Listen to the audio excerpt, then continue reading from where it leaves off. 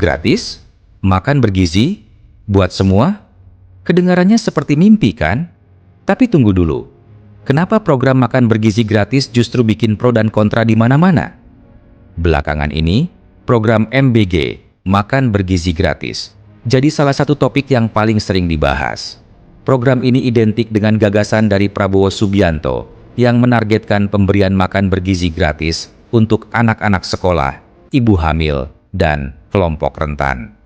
Tujuannya jelas, mengurangi stunting, meningkatkan kualitas gizi, dan mendukung tumbuh kembang generasi muda Indonesia. Di atas kertas, idenya terdengar sangat mulia.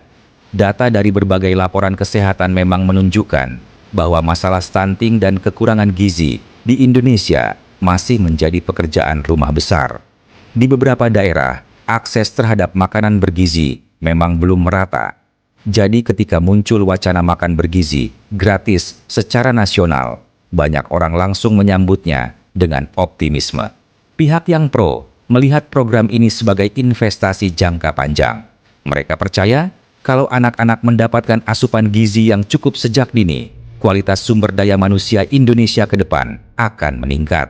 Bukan cuma soal kenyang, tapi soal kecerdasan, daya tahan tubuh, dan produktivitas di masa depan. Selain itu, ada juga yang menilai program ini bisa menggerakkan ekonomi lokal. Kalau bahan makanan diserap dari petani, peternak, dan UMKM setempat, perputaran uang bisa tetap ada di daerah. Artinya, bukan cuma anak sekolah yang dapat manfaat, tapi juga pelaku usaha kecil. Tapi, tidak semua orang melihatnya sesederhana itu. Pihak yang kontra biasanya mempertanyakan soal anggaran. Program skala nasional seperti ini tentu membutuhkan dana yang sangat besar setiap tahunnya. Beberapa ekonom dan pengamat kebijakan publik menyoroti potensi beban terhadap APBN.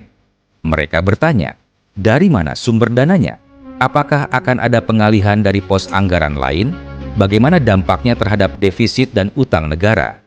Selain itu, ada juga kekhawatiran soal implementasi di lapangan.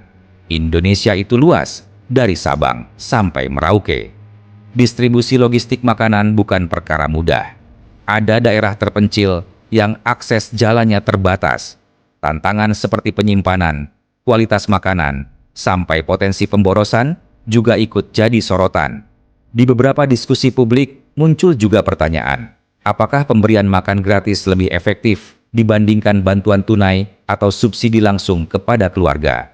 Ada yang berpendapat bahwa bantuan langsung bisa memberi fleksibilitas bagi orang tua untuk mengatur kebutuhan rumah tangga mereka sendiri. Belum lagi soal pengawasan. Program besar dengan anggaran besar tentu memerlukan sistem kontrol yang ketat. Masyarakat berharap jika program ini dijalankan, harus ada transparansi dan akuntabilitas agar tidak terjadi penyimpangan. Namun di sisi lain, pendukung program ini menegaskan bahwa banyak negara lain sudah lebih dulu menjalankan program makan gratis di sekolah dan terbukti membantu meningkatkan partisipasi pendidikan serta kesehatan anak. Mereka percaya, dengan perencanaan matang dan pengawasan yang baik, tantangan tadi bisa diatasi. Menariknya, di lapangan, respons masyarakat juga beragam. Ada orang tua yang merasa terbantu karena setidaknya satu kali makan anaknya terjamin setiap hari sekolah. Bagi keluarga dengan kondisi ekonomi pas-pasan, ini jelas meringankan pengeluaran. Tapi ada juga yang bersikap lebih hati-hati. Mereka ingin melihat dulu seperti apa skema detailnya. Apakah semua sekolah siap? Bagaimana standar gizinya? Siapa yang memasak? Apakah dapur sekolah memadai? Semua pertanyaan ini wajar muncul karena menyangkut kesehatan anak-anak. Perdebatan ini akhirnya bukan lagi sekadar soal makan gratis atau tidak.